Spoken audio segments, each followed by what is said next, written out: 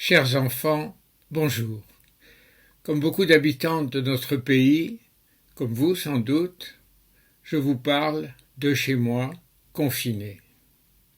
Mais heureusement, ce merveilleux outil qu'est Internet nous permet de rester en lien, vous et moi, et nous le devons à la science. Le coronavirus, qui occupe tellement de place aujourd'hui dans les conversations familiales autour de vous, conduit aussi à parler souvent des scientifiques, à attendre leur avis, à espérer leurs conseils. Or, vous, avec votre professeur, vous allez commencer ces jours-ci à travailler sur l'esprit scientifique. Bravo! Vous avez déjà certainement fait des sciences dans votre classe, mais la semaine à venir va être un peu spéciale et vous vous en souviendrez, je crois, plus tard. Qu'est-ce que c'est donc que cet esprit scientifique? Pourquoi dit-on parfois, vous l'avez peut-être déjà entendu, que les scientifiques sont de grands enfants? La nature qui nous entoure offre 1000 sujets d'admiration et d'étonnement. Et je suis certain que chacun d'entre vous peut en citer plusieurs. Pour ma part, je penserai volontiers au ciel étoilé la nuit, ou bien aux merveilleuses couleurs d'une bulle de savon, ou encore à l'extraordinaire diversité des espèces vivantes à la surface de la Terre. Mais au-delà de cette admiration, très vite, nous nous demandons pourquoi les choses sont-elles comme cela?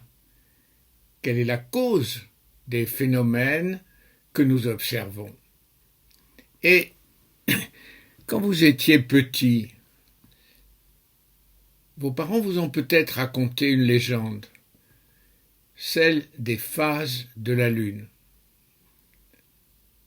La légende dit que chaque mois, un dragon vient affamé, manger la Lune, qui disparaît, c'est la nouvelle Lune, et puis il y a une nouvelle phase, elle renaît, etc.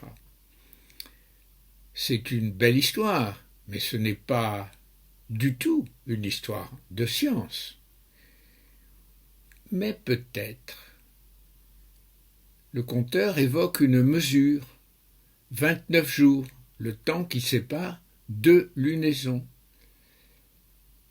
Et la mesure est absolument décisive en science, essentielle, parce qu'elle permet de se mettre d'accord.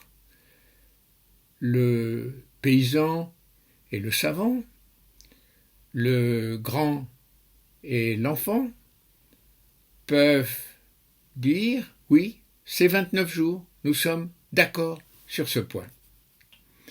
Pour faire de la science, il ne suffit pas de proposer une explication au phénomène, par exemple l'existence d'un dragon affamé.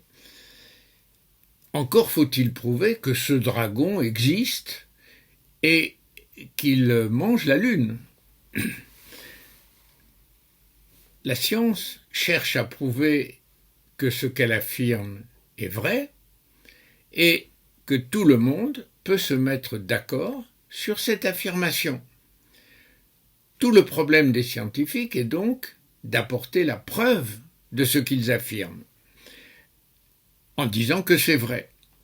Vous voyez que la science ressemble un peu à une enquête policière sur un crime. On fait des suppositions, on vérifie si elles sont confirmées par une mesure, par la présence d'un objet, on raisonne.